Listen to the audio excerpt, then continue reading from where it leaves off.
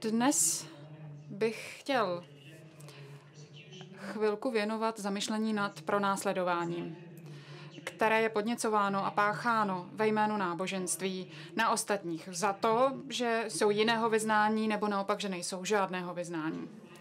Náboženství nám poskytuje hodnoty, které jsou naprosto zásadně důležité pro život ve štěstí, v respektu, ve svobodě a v duchovnu. Organizované struktury jako náboženské instituce jsou jedním z nejefektivnějších způsobů, jak provádět humanitární a mírové akce s velkým dopadem.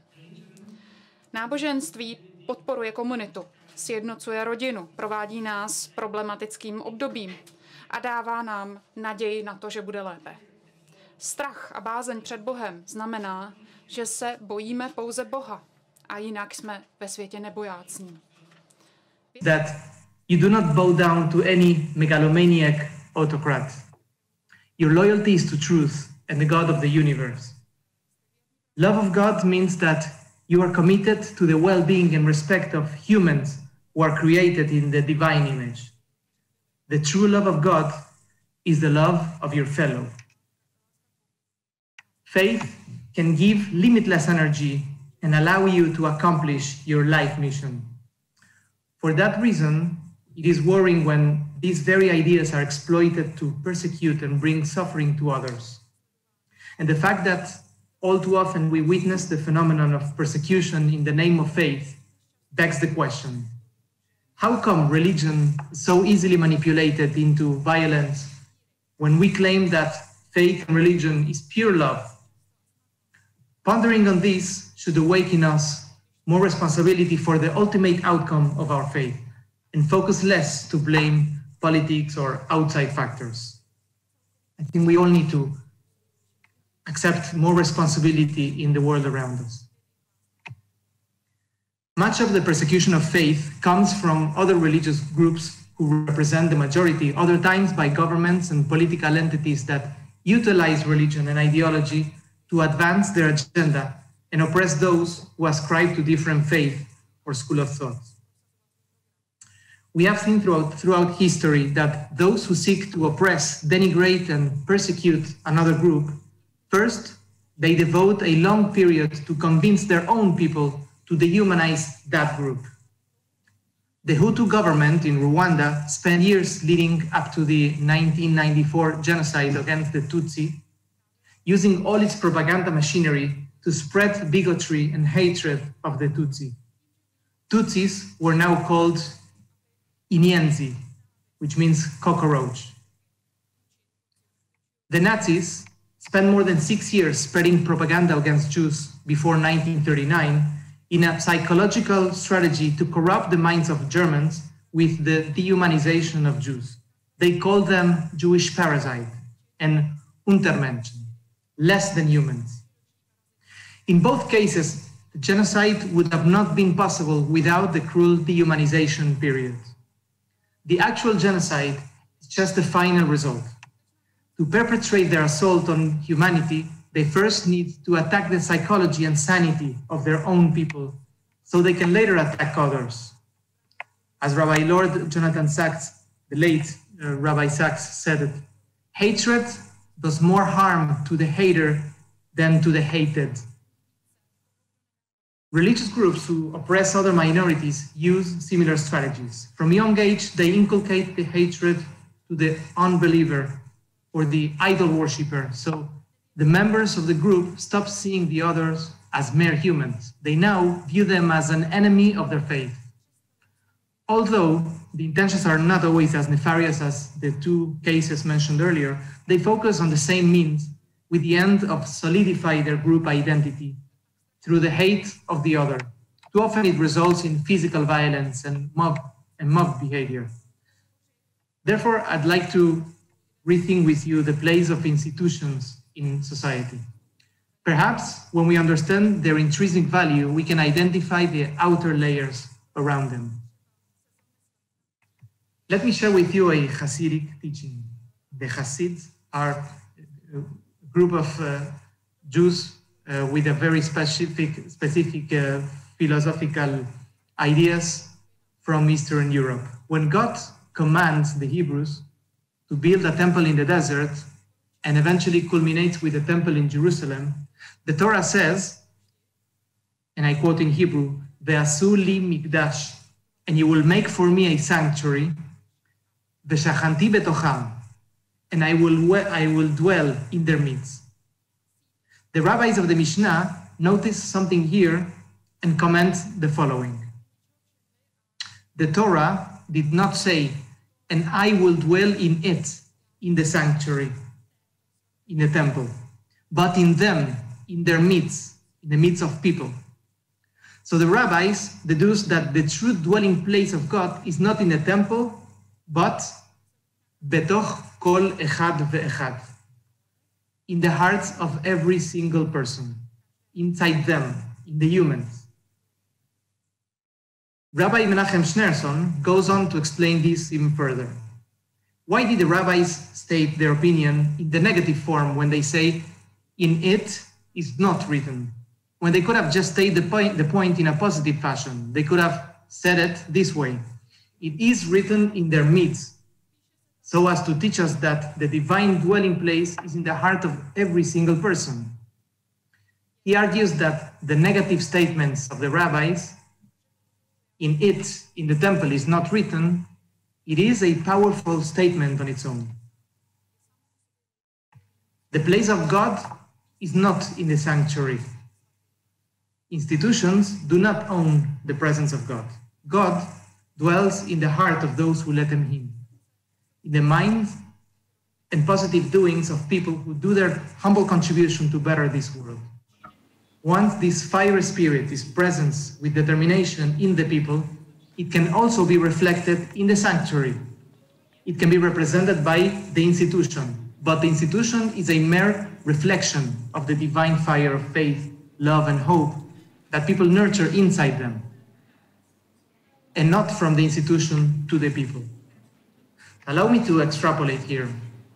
Organized religion, political groups, governments, and ideological movements should be serving free minds. Leaders need, more than anyone else, humility to understand their position as a servant to their members. They create an environment where people can connect, have more freedom, respect each other, foster education, and cultivate more lucidity and wisdom. A true leader makes leaders, not followers. So an organization is a tool in service, but sometimes that relationship can become disordered. The tool becomes the master, and it starts demanding the sacrifice of the owner for its own sake. In religion, we consider that situation as avodah zarah, serving idols.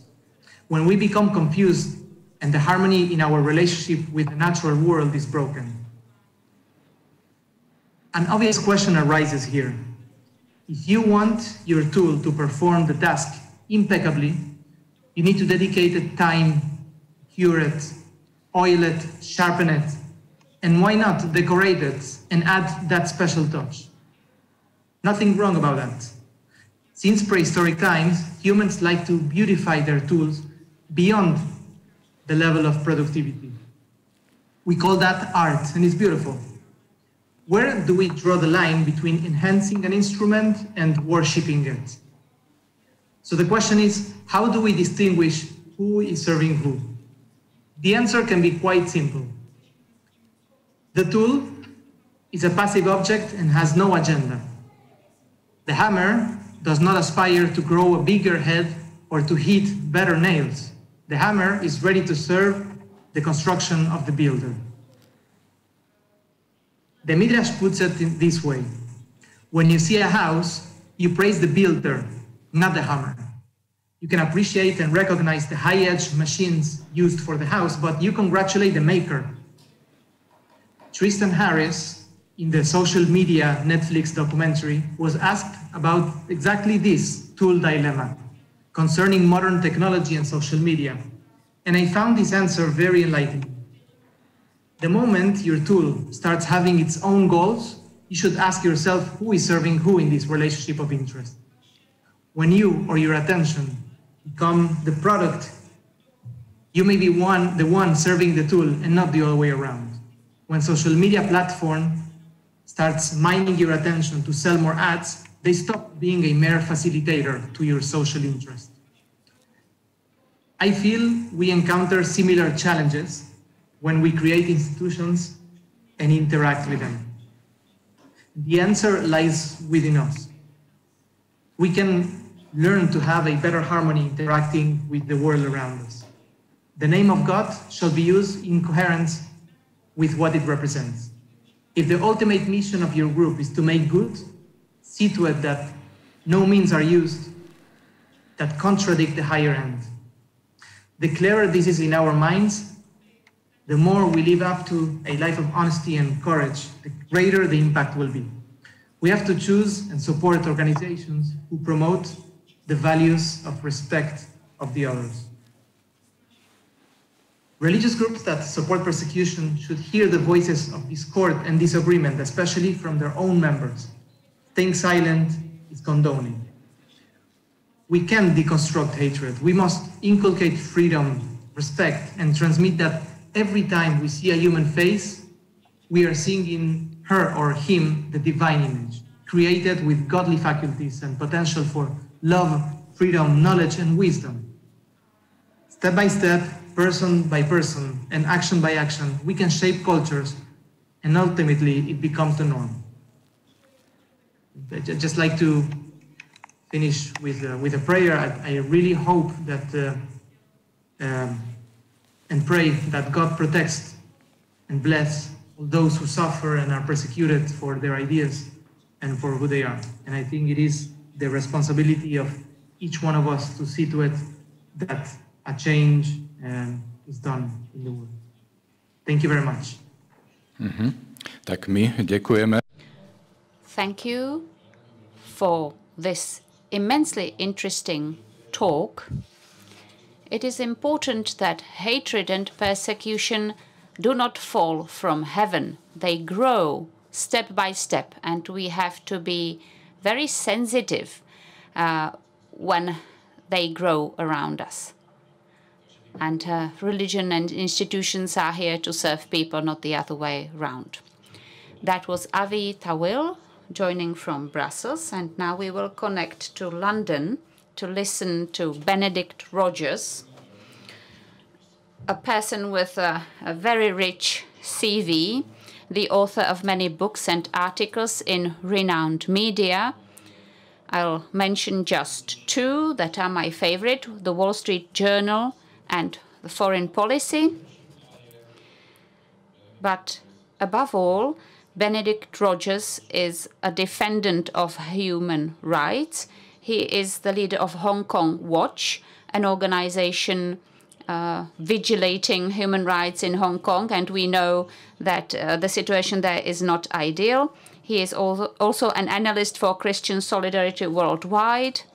He focuses on Asia and human rights situation there. The British Conservative Party has a Commission on Human Rights, a very useful thing, and Benedict Rogers is its deputy chair.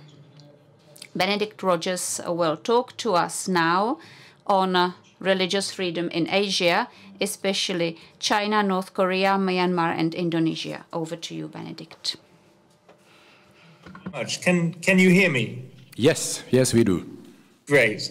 Well, it's a really wonderful privilege to be with you today on this Red Wednesday. I'm sorry that we can't be together in person, but I'm grateful for the gift of modern technology that brings us together in this way. And I want to say what a particular privilege it is to follow Avi Tawil and his very profound and beautiful reflection. He quoted the late Chief Rabbi of my country, Lord Sachs, who is one of my heroes. And in fact, I very nearly included a quote from Rabbi Lord Sachs in my own remarks. I didn't, because I had to cut it down because of the time allocation, but I very nearly did. And so I was glad that Avi Tawil quoted Lord Sachs instead. Around the world, people of all faiths are facing persecution on a horrific scale. And nowhere is that more true than in Asia, the world's most diverse continent and a meeting point for all the world's major religions. Throughout Asia, restriction and persecution of people of faith is on the rise from a variety of directions. We see extremist Hindu nationalism in India, militant Islamism in Pakistan or Indonesia, Buddhist nationalism, almost a contradiction in terms, but it exists, Buddhist nationalism in Myanmar or Burma and Sri Lanka, and authoritarian and communist dictatorships in China, Vietnam, Laos, and North Korea. And while arguably it is true that throughout the world, the scale of the persecution of Christians in terms of numbers and in terms of the geographical spread perhaps makes Christianity the most persecuted religion, let us not forget, as other speakers have said already, and I'm glad they have said it, that in Asia, as elsewhere, every religion faces persecution somewhere. Indeed, it is in Asia that we see the 21st century's two genocides of Muslim populations, the Rohingya genocide in Myanmar and what I believe is increasingly regarded now as the genocide of the Uyghurs in China, as well as the crime of forced organ harvesting, which was regarded by an independent tribunal chaired by the British lawyer Sir Geoffrey Nice, who had previously led the prosecution of Slobodan Milosevic, as a crime against humanity. And that is perpetrated primarily, although not exclusively, against the Falun Gong spiritual movement in China. And it is in Asia that we see the persecution of the Ahmadiyya Muslim community in Pakistan and Indonesia. Over the past 3 decades, I've lived in and traveled throughout much of Asia. And today, I'd like to focus on 4 countries in particular to illustrate the diversity of the challenges: Indonesia, Myanmar, China, and North Korea. Indonesia, the world's largest Muslim majority country, has a proud tradition of pluralism and has made a successful transition from authoritarianism to democracy. And yet that tradition and even that democracy is increasingly under threat from rising religious intolerance. Hundreds of churches have been closed and face increasing security threats. In August 2016, a man came into St. Joseph's Church in Medan in North Sumatra just as the Sunday Mass was beginning. And he sat amidst the congregation, and then he tried to detonate a bomb. Mercifully, he failed, but he then unleashed a sword and ran to the altar as the priest was reading the gospel and tried to attack the priest. Again, thankfully, he failed to inflict serious injuries. He was restrained by brave members of the congregation, and in that case, a tragedy was prevented. But on the 13th of May 2018, 3 churches in the city of Surabaya in Indonesia were not spared such horrors when they were attacked by suicide bombers within minutes of each other. The bombers, shockingly, were one family. The parents had strapped explosives onto their children, including their daughters aged 6 and 8, and their teenage sons. And in total between them, they managed to kill 13 people and injure many dozens of others. I visited Surabaya a few months later, but all I heard from the survivors of that terrible attack were messages of forgiveness and love. And I heard a message from the wider community too, which gave me hope. I was told that within hours of the attacks, Muslims and people of other faiths in Surabaya came to the churches to offer condolences and to help clear up. And throughout the country, people of different faiths expressed solidarity. In the capital, Jakarta, according to the Cardinal Ignatius Suharyo, 2 young Muslim women came unannounced to the evening mass at the cathedral on the very same day as the Surabaya attacks. and handed out roses, red and white roses, which are the colors of the Indonesian flag, to the congregation. Blasphemy laws in Indonesia continue to be misused, most recently in the case of a Buddhist woman in North Sumatra who has been jailed for 18 months simply for asking the local mosque if they could reduce the volume on its loudspeakers. Indeed, the governor of Indonesia's capital, Jakarta, the previous governor, known as Ahok, had been a symbol of Indonesia's diversity, a double minority, being ethnic Chinese and Christian. And the fact that he could be governor of the capital of the world's largest Muslim majority country was something to be celebrated, until he sought re-election.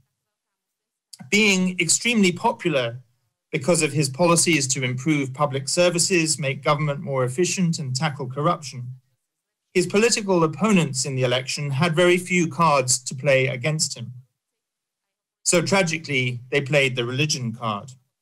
They went from mosque to mosque throughout the capital, telling Muslims who loved Ahok, who wanted to vote for him, that they should not vote for a non-Muslim. And then they filed charges against Ahok under the country's blasphemy laws. Ahok was put on trial for blasphemy, defeated in the election, and jailed.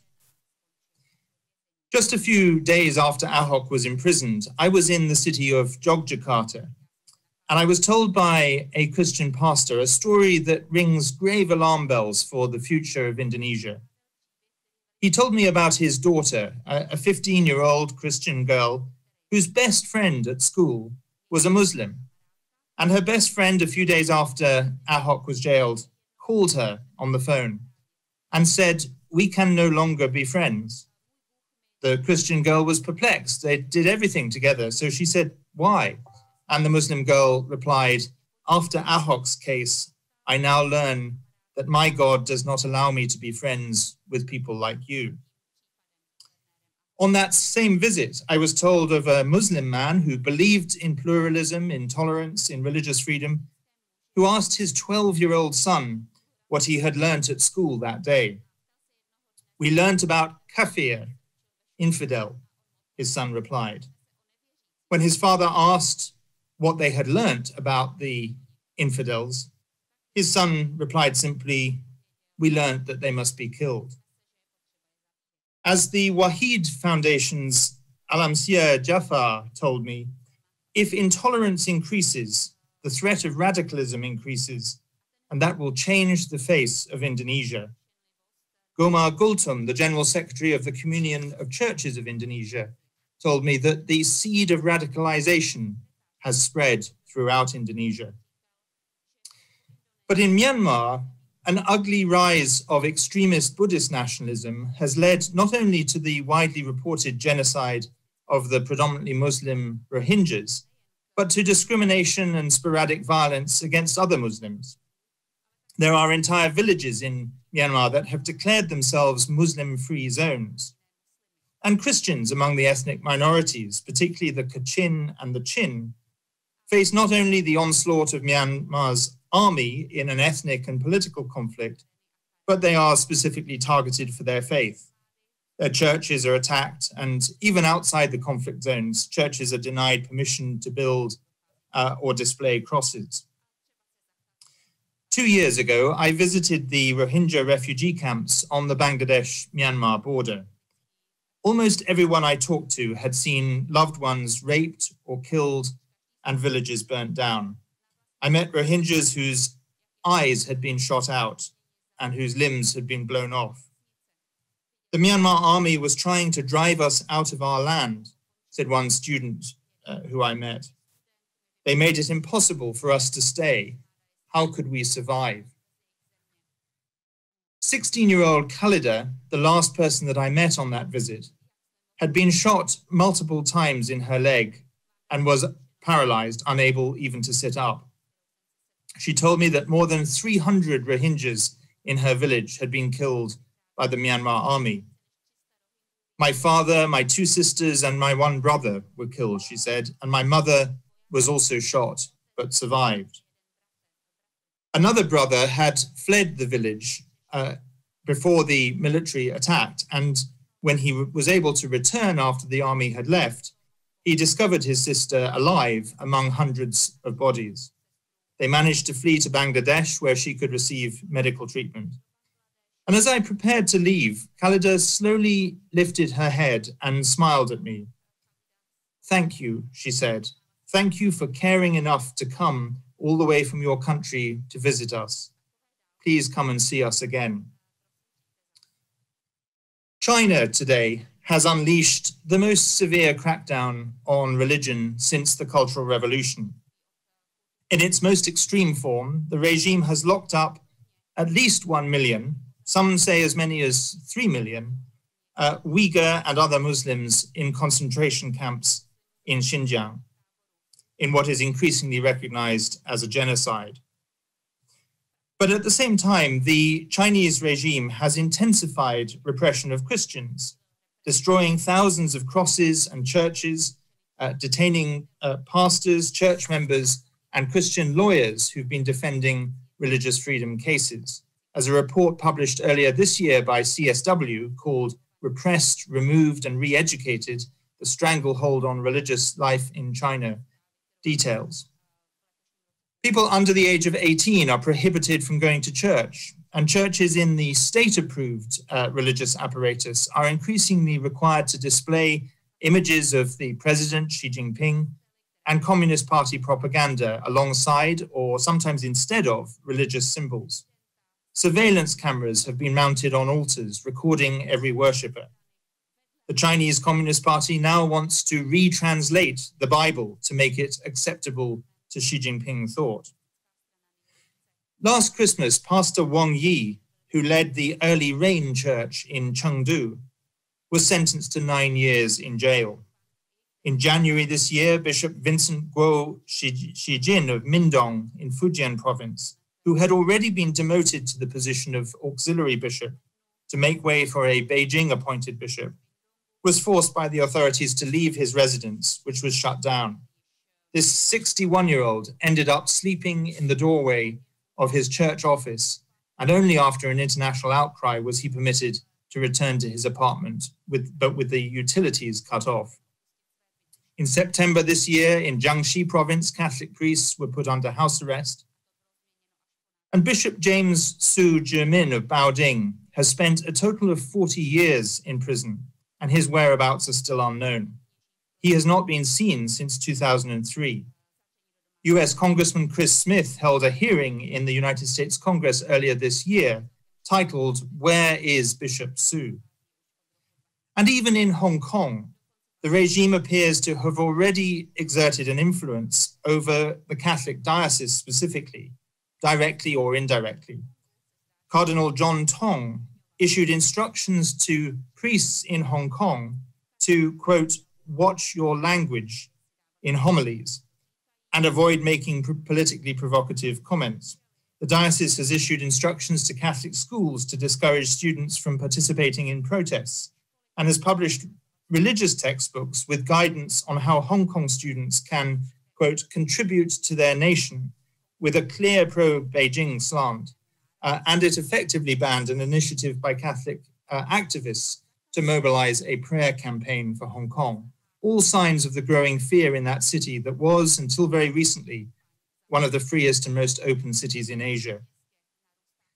Let me end with the most repressed, closed country in the world, where every article of the Universal Declaration of Human Rights is denied to its people every single day, North Korea.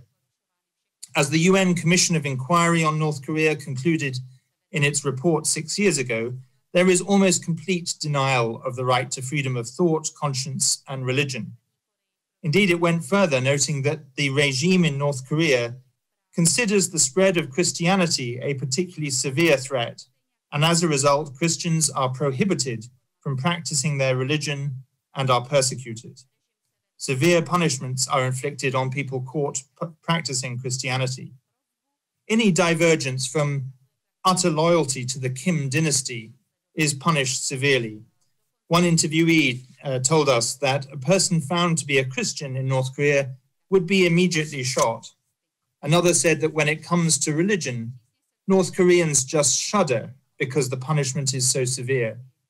And if you're not executed for having a Bible or for being a Christian, you will at least end up in a prison camp where you face years of incarceration in dire conditions of slave labor, extreme torture, and sexual violence. So very briefly, what can we do in the face of these affronts to freedom and human dignity?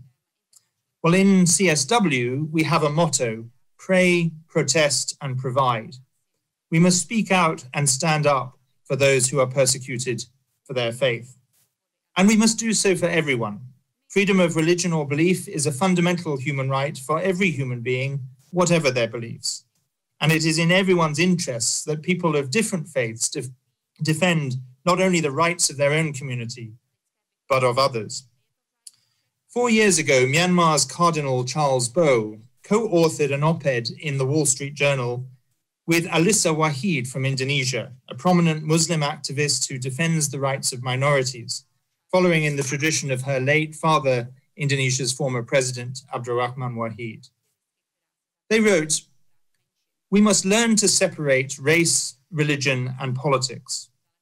Religion is too often misused as a political tool. It should be an affair of the heart, mind, and soul, not a matter of ethnicity or birthplace. We must fight for a vision that says people are citizens of their country of birth with equal rights, regardless of religion. We must speak out for the freedom of religion for all. The two of us," they wrote, "have tried to show by example how important this is. We have spoken out as Myanmar's cardinal for Muslims and as an Indonesian Muslim leader for Christians, and we urge the region's religious and political leaders to do the same." Very finally, I leave you with the words of my friend Shahbaz Bhatti, with whom I worked very closely in Pakistan and who was assassinated in 2011. Indeed, I have his picture on my bookshelf behind me.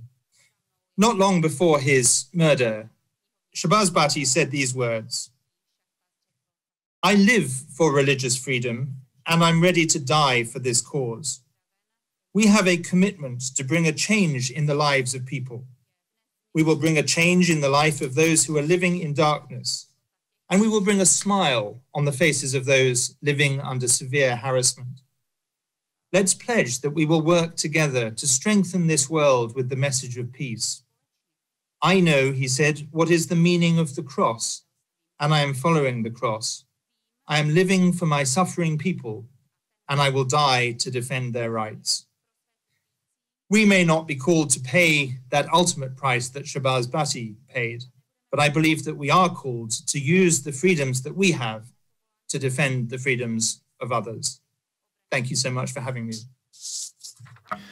Tak děkujeme za tuhle. Thank you very much for this very interesting report. These are not good news, basically, which confirms what has been mentioned repeatedly during today's panels, i.e. that the trend is deteriorating rather than improving when it comes to religious freedom in the world. You are following the conference on the freedom of religion throughout the world. I'd once again like to encourage you to submit your questions either through the Facebook profile of the Institute for Christian Democratic Policies or the Facebook profile of Red Wednesdays. Our next guest speaker is Marcela Szymanski, the only lady, the only woman who is actively participating in this conference as a guest speaker, which is very important because, as you may have noticed, a lot of the persecution is perpetrated against women. When it comes to persecution for faith, women tend to be more vulnerable than men, which is why we are so happy to have Marcela Szymanski among our guest speakers. We are so happy she has accepted our invitation.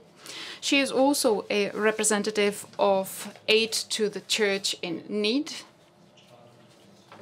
an organization that initiated the Red Wednesdays campaign, which is why she is such a very important guest for us today. Marcela Szymanski is also an editor of a very interesting report, a biannual report on the freedom of religion in the world. They monitor the situation in 196 countries. It is published in 6 languages, and it is an extremely interesting report. I have gone through it online.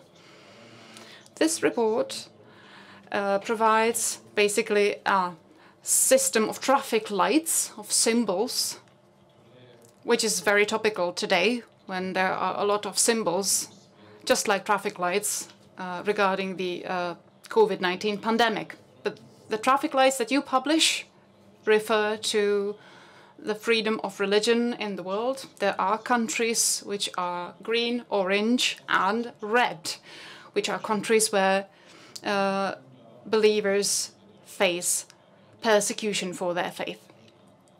The next issue of this report will be published in April next year. And Marcela Szymanski's mission is that the freedom of religion is important to every single one of us. So the floor is yours, Ms. Szymanski. Yeah, thank you. Thank you very much, ladies and gentlemen. I also want to thank you for being here because, I mean, it's right in the middle of the day, and I hope that you are going to stay also for the most important part of our gathering today, when we are going to hear firsthand from the witnesses of what happens when nobody does anything after several violations of freedom of religion. I want to thank also the hosts, and very particularly Mr. Pavel Svoboda, for starting these actions for the persecuted faithful 4 years ago, when we came to Prague with Father Ziad of Homs in Syria, bearing witness of the terrifying acts they were suffering from Islamists in the orphanage run by the Jesuits in his city. That was the beginning of a great cooperation, which is now extended to the other 3 co-hosts, and I am very grateful for it. Since then, many things have changed, although few for the better. Aid to the Church in Need is a pontifical foundation with the mandate to help the Church, as the name indicates, under war and persecution, so that the missionaries and the sisters do not have to leave, so that they can continue serving and providing consolation to the population of all backgrounds.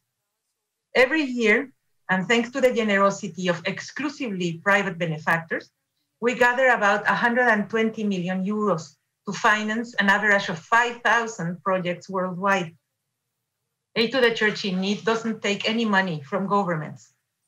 One of our activities is to inform the world about the situation of persecution. And in that area, I am the editor-in-chief of the bi-yearly report, Religious Freedom in the World, which, as you heard, will be launched in April 2021.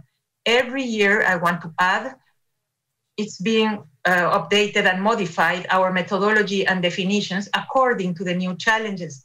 So, for example, we heard we have these traffic light signals, and we regret to have the need of another one, a supplementary sign for our next edition, because there are several countries that are going in the wrong direction, which enter the wrong way, and that's something that we have to signal in one way or the other.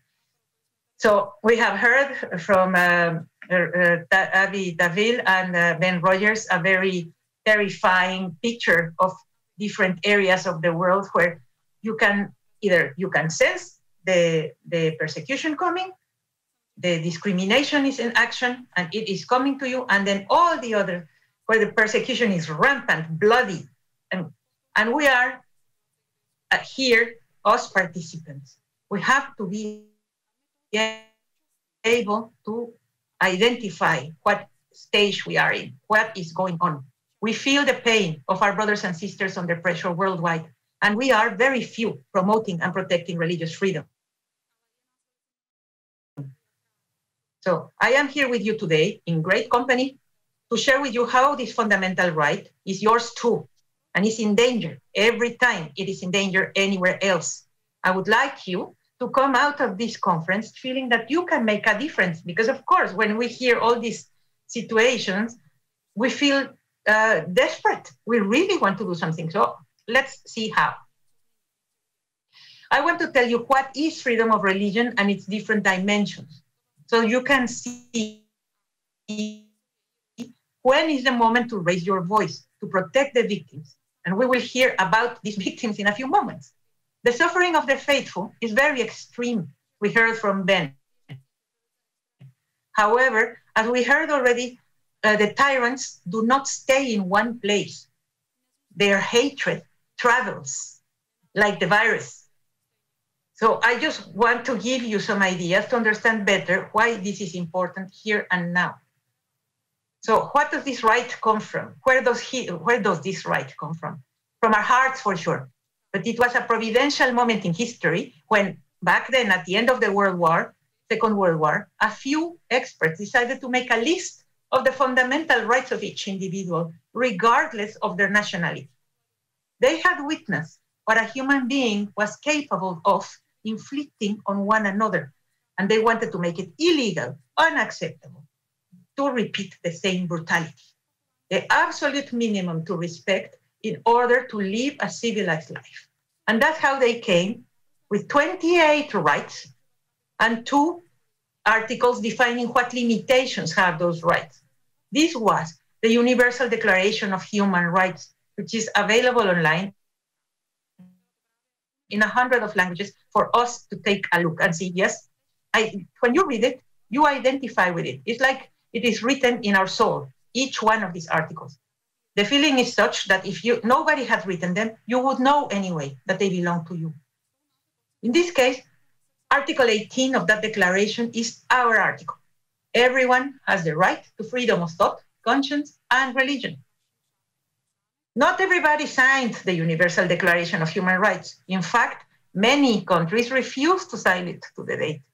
But we insist because of the truth that is written in the Article 28, which I recommend you to read, that says everyone is entitled to a social and international order in which the rights and freedoms set forth in this declaration can be fully realized. What does this mean? That we here now today, we have the right and almost the obligation to speak in favor of those that are being, reduced to smithereens in different parts of the world. So to retain from this right that we are discussing here, we have to understand that this is an individual right, okay? This is not a community right. We are not talking about rights of religion, but of each man and each woman. You have it, because you have the dignity of a human being. And why is this important? Because if it was the rights of a community, then when one member of a community commits one crime, then the others attack the entire community. We don't want that. We fight against lynching mobs every day in Pakistan, as you will hear later on from Mr. Akbal Bhatti, who is our witness from Pakistan. Second thing to retain, freedom of religion is a conglomerate of rights. You heard it in the beginning from Jan Figel and from the Minister of Foreign Affairs. Freedom of religion is a conglomerate of rights of freedom of expression, freedom of gathering, freedom of choosing to marry or not. There are many human rights that are consolidated in this one. So it's not one that's more important than the other, but it is really a combined recipe of human rights. But however, this right has limitations, and there are 2 limitations that are listed. One is the rights of others, like the usual thing that we know, don't do to others what you don't want them to do to you, the rights of others. And the second one, and this is the one that we have to keep an eye more lately, is it can be suspended temporarily because of health and public order reasons. That's when the state can intervene temporarily. So once you hear this, you know that this is a fragile right. Otherwise, these abuses wouldn't be happening in all these very populated places like Ben told us now in Asia. Nobody thinks about Asia being violating freedom of religion except for China and North Korea. But it's actually happening in many, many countries in the world, and certainly in Southeast Asia. So we know that we have to prevent the abuses. Why? When we are going to hear the witnesses, we will know that they became now our witnesses because nobody stopped the steady violations of freedom of religion that were happening before they were persecuted, and now they are defending a community. We have to be permanently vigilant that our right is not taken away from us, nor from our brothers and sisters abroad. We have a responsibility as believers of a universal faith to denounce and harass, actually, those who persecute our brothers and sisters. Just one example, the Chinese. The population of China is 1,400 million. The population of the world who identify as Catholics is 1,300 million. So it's almost the same. So if we, all of us, each Catholic adopted one Chinese in prayer, in protest and provision, like Ben said, they would be much worse off. They are much better off, what I say. We have to be more, we have to be proactive. We are as numerous as they are. So we can do something. So I want you to know that to identify whether it is freedom of religion that is being violated or not, and to move quickly, we need to know that there are 3 dimensions to the right. And if any of one of these 3 dimensions is missing, freedom of religion is being violated. Okay? So first, the freedom to have or not to have a religion or belief of one's choice. That is the first dimension. The freedom to change of religion. And the third, which is now under most severe attack by many states in the world, is the freedom to manifest one's religion individually or in community, in public or in private, through worship. So when you go to church, if you find one, through observance, if you want to celebrate Easter, you do. Through practice, for example, organizing charity work according to your belief, and to teaching at school, at church, to your children. So that third dimension of living and manifesting your religion individually or in community is the one that is now in our modern world more into being challenged. The common misinterpretation of freedom of religion is to be called freedom from religion. And I wanted to stop here in this particular area, because freedom from religion means that this entire third dimension disappears, making religion a simple private affair. And you do not have, in principle, then the right to live according to your religion individually or in community, in public or in private, etc. And this is what a huge foundation called freedom from religion is promoting among many other interests. Then there is a part of freedom of religion that is called conscientious objection. And we also tend to think that this only applies like for military service. But no, actually, the conscientious objection is also under a lot of duress because of military service, acceptance or not, or application of medical treatments, experiments on human beings, nuclear tests, a lot of things that are being asked from professionals that would like to object, they can't. They are making it, in more and more countries, it's becoming illegal to refuse certain action that is normally within the profession. So what the underlying few trends where we should be able to identify that religious freedom is occurring is that, one, that we have increased pressure from governments to eliminate the third dimension of the right, to live your religion as a private affair. Get out of the street, put out that crucifix, don't organize the procession, close the door. It's more important to go to the shop, to the garden shop, than to go to the church. See, now with the COVID-19, we are experiencing more and more pressure on the elimination or suspension, hopefully only suspension, of the third dimension of the right. Then there are more countries adopting formally or de facto a national religion. This means that you cannot speak of your faith without risking punishment from the members of the other religion. We heard from Ben in China, the idea is to control all the dimensions of religion, just like in North Korea. You cannot have a religion, you cannot change of religion, of course, and you cannot manifest it in any way except you have a very special permission. And we will hear later from Mr. Bhatti in Pakistan how you cannot even say the name of Jesus in public. Then we have the lack of international leadership for security matters that we have all been experiencing. That has made the international terrorists much bolder. The Islamic State moved out of the Middle East and is now in the entire part of the south of Sahara, invading territories, killing, maiming, killing people in the cruelest manners. They are also in Sri Lanka. They are in the Philippines. So yes, they are out of Iraq and Syria, but look where they appear. They seem to fear nothing. It is a need for international leadership for security matters. And then what Daniel was saying earlier, there is an increased danger to being a woman in countries where fundamentalists rule, as they resort to abduction and rape to prevent births in that religious community. We see these abductions and rapes happening every single day in Nigeria, in Egypt, in Syria, in Pakistan, and in India. It is a long-term plan of genocide to eliminate certain religious groups they do not like. And I am not exaggerating with the word genocide. You can be a victim without having to be dead. And separating men and women from one particular group is one of the acts of genocide recognized by the United Nations. So it's not just, oh my gosh, are they pervert? No, it is really a part of a plan to reduce the size of that undesirable group. So why is this problem your problem today?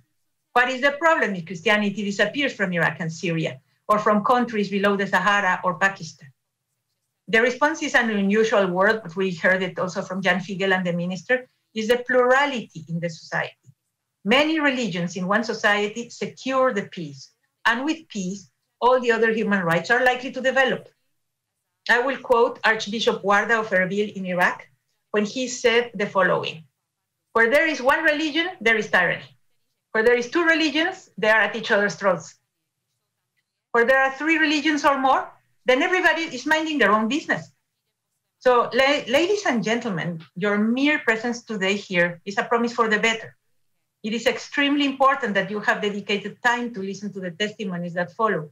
You will learn a lot. However, the most important consequence is that you will understand that you can do something about it. By praying, by supporting their work, by protesting, by providing, by asking your politicians to support the persecuted Christians and everybody else that is persecuted, as the minister well reminded us.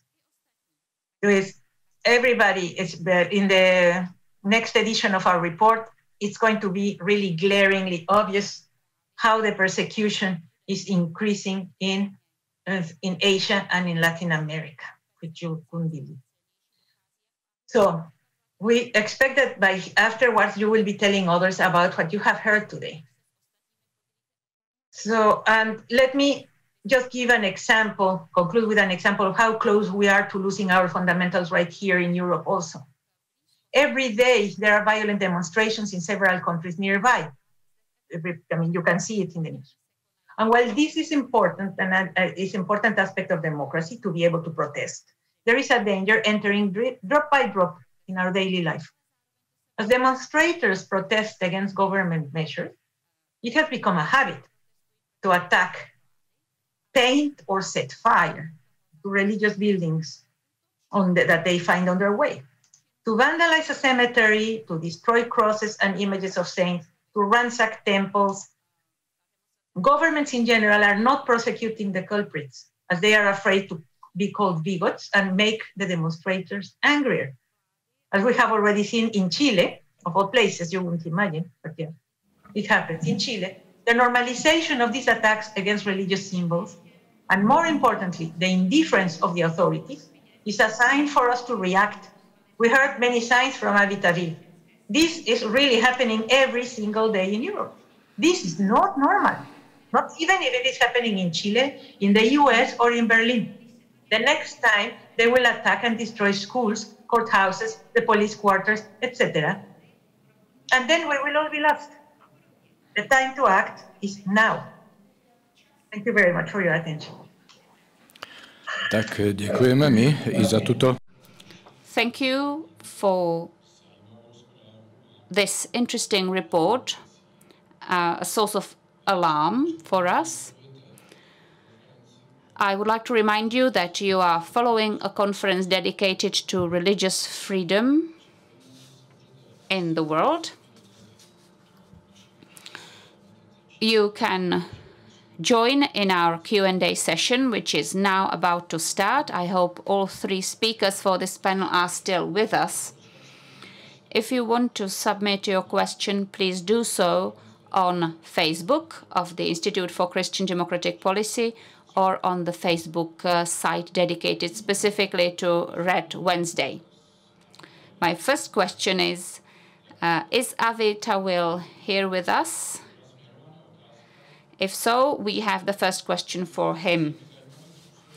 He spoke about violence and genocide and all the evil things. Persecution do not fall from heaven. They develop gradually as a seed grows. And only after some time it gets so strong. In the current world, where do you perceive symptoms of evil seeds existing and going for the worse?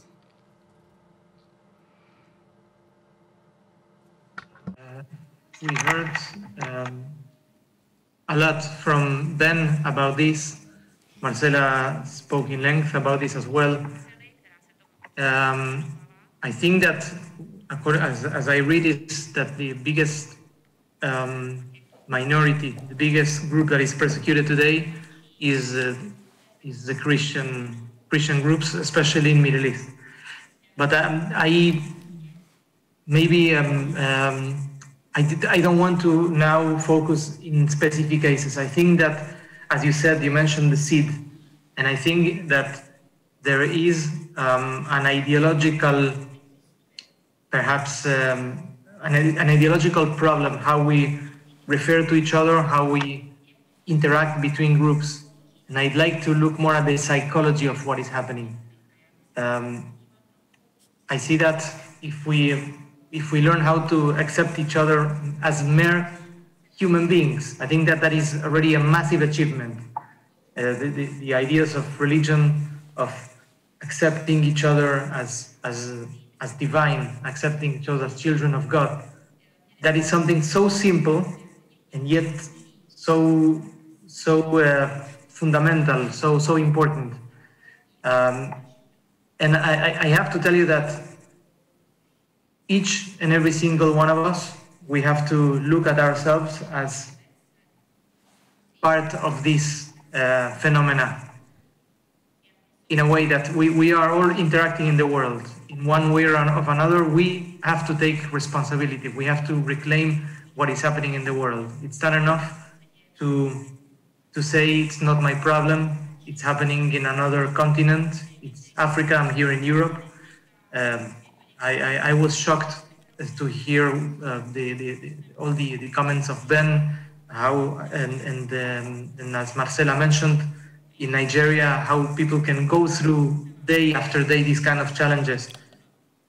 And look, I think that we all need to know that as human beings, as groups, especially as religious groups, we need to take more responsibility. We need to know what to communicate. We need to be very responsible, the message we are giving out there. And eventually, the Jews, the Christians, the Muslims, the Hindus, all political groups, they need to reclaim responsibility of what is done in their name. Thank you. Děkujeme. Tak přišlo tady několik dotazů na... Thank you. We have received several questions concerning COVID pandemic. How does the pandemic affect human rights and religious rights? And if you can say that this situation that has affected everybody, regardless of ethnicity or religion, has deepened solidarity, or it has, on the contrary, deepened persecution. I think Marcela Szymanski should perhaps respond. She said that they always adapt the methodology of their research to the current situation. So how do you adapt your methodologies to COVID, and how does COVID affect religious rights? The fact is that we even had to postpone the publication of our report because of COVID, so we really were affected by it.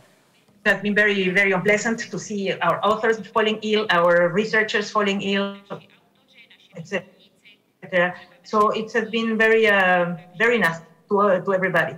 And we asked to our authors and our researchers to add a paragraph on the country reports about the restrictions due to COVID. And that's where it is going to appear a clearer picture by the end of this year, when we finally collect all the reports, how it has affected. But it is obvious in many cases that the possibility of restricting movement of the population, freedom of expression, of course, freedom of gathering, it has been very beneficial for aspiring dictators. Every country that has a government that is every time refusing to let go more space to civil society or to take into consideration the power of the Congress and Parliament, it has started to become a problem. We are following, for example, in Africa, there are several presidents whose term has finished. And they say, oh, because of COVID, we'll extend. Okay, so they say, okay, we're going to have the elections a little bit later. The elections, they don't respect the results, and they say, okay, I think that I won by 90%. So these kind of abuses, they are amazing, and they are happening all in the entire 2020. We have seen this happening. And because the leadership of the world who would pay any attention to human rights, to international trade, to international relations, are busy because of the COVID and the economic crisis and so many other consequences of the virus, then these people get away with it. So once we are so busy with fighting the virus, and when we will lift our eyes, we are going to see a complete different world in many of these countries where there were already authoritarian tendencies. So if the right to gather and the right to worship and the right to organize the education of your children, etc., is being impinged under the pretext of the COVID, then you really have to be a little bit more vigilant as soon as you can, to say, be careful, your freedom of expression is gone here. Be careful, the freedom to educate your children is gone in this other part, etc. So yes, there have been, all the human rights are suffering in the hands of those that are taking advantage of the fact that they have to control the population more, and second, that they are taking advantage that nobody's watching. Mm-hmm. Je tady otázka ještě na Bena Rogerse. We have a question for Ben Rogers, who concluded, same as the other speakers, that religious freedom is going for the worse. So there's a tendency for the worse. Normally, one would expect that the trend should be for the better, because you have internet, people have access to information, there is freedom in more and more countries. More and more countries are introducing democracy, albeit slowly. Even countries in the Middle East that for a long time resisted the minor signs of democracy are now allowing some degree of democracy. Internet and easy access to information should theoretically, if you think about it, to an improvement in the situation and better position on improving the position of religious rights, including religious freedom, because it enhances the information flow. Why is the trend adverse? Why is everything going for the worse? Thank you very much. That's an extremely good question. I think I would begin by slightly questioning the premise that more and more countries are democratizing. Some are, but my impression is that freedom as a whole, overall, is more under threat, and that includes some of the factors that Marcela just outlined in the COVID context. But I would also say that the internet has certainly created opportunities for extremists and for the voices of intolerance to use it for their purposes, just as it's, yes, created opportunities for the rest of us to be better connected and to have more access to information. And I think therefore the challenge there is how do we, the voices of religious freedom, who want to counter intolerance and hatred, how do we use that tool for good purposes when it's very clear that those who are spreading extremism and intolerance and hatred are definitely using it. So that's the first point.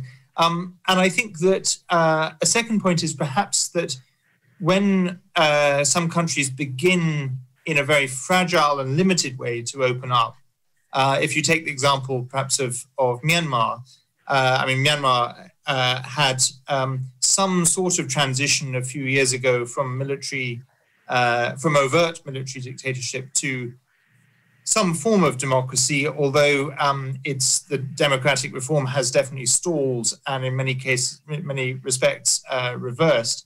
But when you have that fragile opening up, you have in many situations, as you do in Myanmar, the space both for the voices of religious intolerance to use that space, but when you then can mix that with the rise all over the world of nationalism. And I think one of the things that we see all over the world is the combination of religious extremism, nationalism, creating religious nationalism, Buddhist nationalism in Myanmar, Hindu nationalism in India. In Indonesia, it's the ideology of radical Islamism, but that is in some way tied to nationalism, with the idea that Indonesia should be a Muslim nation. And so this creation of identity politics that fuses religious identity, nationalist identity, and utilizes the tools of a freer, more open space to convey that ideology. That I think is at least part of the answer to your question. And I think, as I say, the challenge is for those of us who don't want that to be the vision to also use the space that we do have to counter it. Je tady ještě jedna otázka pro Bena Rogers. We have one more question for Ben Rogers, and it is a very specific one. It's about a case that I am not familiar with, where the UK refused to grant asylum to two persecuted persons and the reason was a bizarre quote from the Bible and something that Jesus said. So perhaps it was a refusal to grant asylum because they pretended to be Christian. Are you familiar with the case? I'm not familiar with the details of that specific case. I can see Marcela nodding, and so perhaps she is. What I would say is that in our asylum system, that there is in general a very bizarre way of trying to ascertain whether someone is genuine, either genuine about their faith or genuine about their account of persecution. And sometimes it does involve really ludicrous questions, like sort of random questions about a particular part of the Bible. Speaking very honestly, if I was an asylum seeker and I was asked to cite some reference from the Bible off the top of my head at random, I would probably fail that test on many accounts. But I'm not familiar with the in enough detail with the individual case that you raised. Perhaps Marcela is. Ano, ani my. No, we're not familiar with it either. Thank you. Excuse me. Yes. Szymanski. I mean, although I did not read the case itself, I know that it is a situation in which they asked for asylum and that they could not go back to their country because they had converted from Islam to Christianity. And in the Foreign Office person, or no, it was the Home Office, of course, reviewing their file, they asked them, there's a question on why did you change your religion for the other one? And they said, well, this person says, because I discovered during the time that I was having such a hard time that I prefer this Christianity because it is a religion of peace.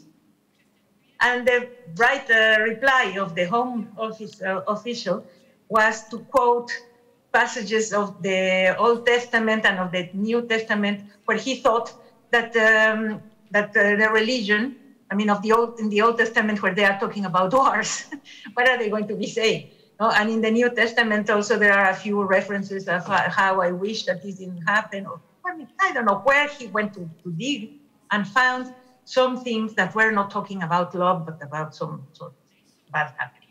So he said, I don't know why. The reply was, no, you are rejected because you didn't understand anything about the religion, because if this was a religion of peace, you wouldn't have chosen it, because Christianity is not a religion of peace. So that was a big scandal. The Parliament, the House of Commons, the House of Lords reacted, and I think that it had a good outcome. But it was really a big scandal. How come that the government decides to make a theological assessment of the truths of the religions of love or not? Tak je to v kontextu jistě i přistěhovalectví. Well, yes, this is the context of immigration too. Marcela, Szymanski, we have another question for you. The women's rights are often violated, just like religious rights.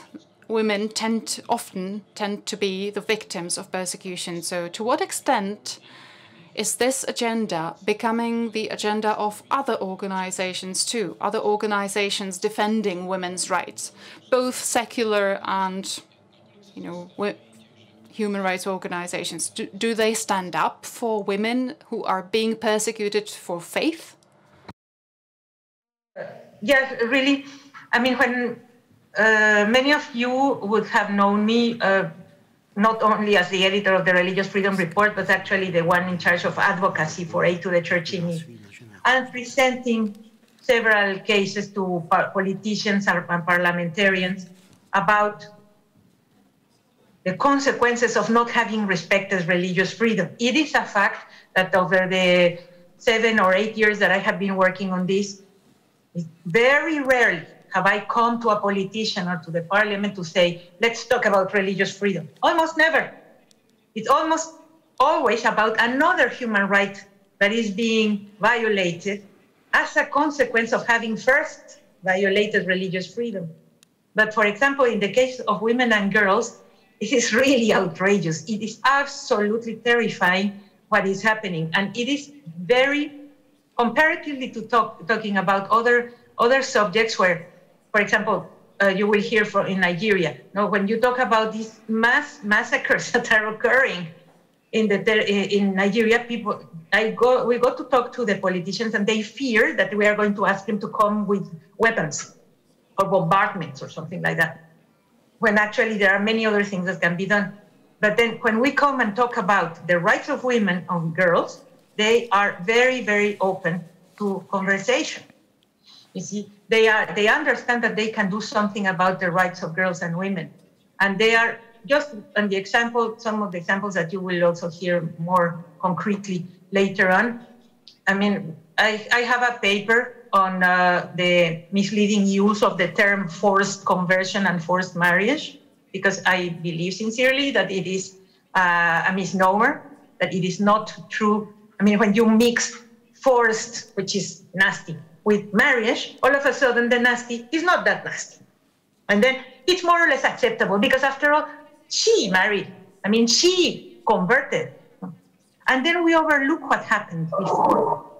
And I have a list of 8 crimes of the civil law that are committed every time that one of those girls or women are taken from the street by a man with a so-called pretext of marrying them and abusing them. These are crimes that are punishable in the entire world, even in the countries where they are being perpetrated. And then there's a list of 6 human rights that are also violated for exactly the same reason of the so-called forced conversion, forced marriage. So these are situations in which it is relatively, I find much more audience, let's say, much more willingness to listen when you are talking about abduction, torture, rape and sexual abuse, coercion, death threats, stigmatization, potential genocide, enslavement and trafficking in human beings, because that's what it is. Then we can start talking about that, and then we talk about freedom of religion. When I go to the places where the crimes are being committed, I have to start talking first about the religion, understanding that there's a plurality, that there is an interreligious dialogue, etc., and then we can talk about the crimes of the civil law. In the West, it's the contrary. But yes, there is a way always to speak about these other human rights that are also being violated. Like, for example, in Nigeria, there are all these herds of 8,000 cows that are driven through the land planted grounds of the Christians, being herded by herders that are incidentally Muslim. But there's no, so then it looks like it's a religious conflict, and sometimes it is. But in this case, what are we talking about? Right to ownership of the land. So we can talk about another right and also address the problem of religious persecution. Tak je velmi zajímavé, že So it is very interesting. Today is coincidentally also the International Day of the fight against violence on women. So this is a nice coincidence. And our last question is for Avi Tawil. How is Jewish culture doing in Europe nowadays? Jewish culture generally is okay if you compare it to other periods in history. So there are reasons to worry, because anti-Semitism always is live and kicking. There is always, if you look at statistics, there is always reason to worry. But I also like to be optimistic, and mainly because today governments are in the side of the vulnerable. Today, I think you can speak to authority and expect good answers. Most governments in Europe are doing an amazing job to fight anti-Semitism. In our work as European Jewish Community Center, we are less focusing in anti-Semitism and more in the focus of culture, which means that for 2,000 years, Jews have celebrated and lived their life as Jews across Europe. And for some reason, Jews didn't view themselves always as part of Europe, and the countries where they were hosted for the time they were, for a specific amount of time, they also saw them as a foreign element. But I think that 2 millennia is enough time to be accepted as locals and as part of it. Therefore, we call Jewish culture as part of the family of European cultures. If you look at Jewish culture, most of the expressions of the culture today, they were shaped in Europe. Concerning the way we celebrate in our writings, in Jewish thought, in philosophy, there is so much that Judaism gained through the experience in Europe, and I think that we need to today more than ever, we need to look at other cultures as a member of like a family member. We need to learn to celebrate together. We need to be happy when the other one is happy. I think that is the main focus. I think we have to think less about anti-Semitism and give more space to others to celebrate with us. So I think today Jewish culture in Europe is doing great, and I really hope that the future is bright. I know many people decide to leave and to go to Israel or to the States because of fears of anti-Semitism, or some people question if there is really a place for Jews to live in the next 50 years in Europe. But I think that there is a computer scientist who said that the best way to predict the future is to invent it. I think that we need to make sure that we don't let that happen. Just giving up and leave I don't think is the answer. I think that here we are turning a page in history where we learn how to appreciate diversity, how to accept others who think different than us, and still build coalitions where we work together for a better society, a strong country. So I think that this is something we should not undermine. We should appreciate and build that stronger together. Tak na závěr tohoto. So by way of conclusion, this was one piece of very good news. Thank you. We will have a short break now, and we will reconvene at 15:50 in about 5 minutes. Okay, no, the break will be slightly longer then. So in 5 minutes, we'll continue.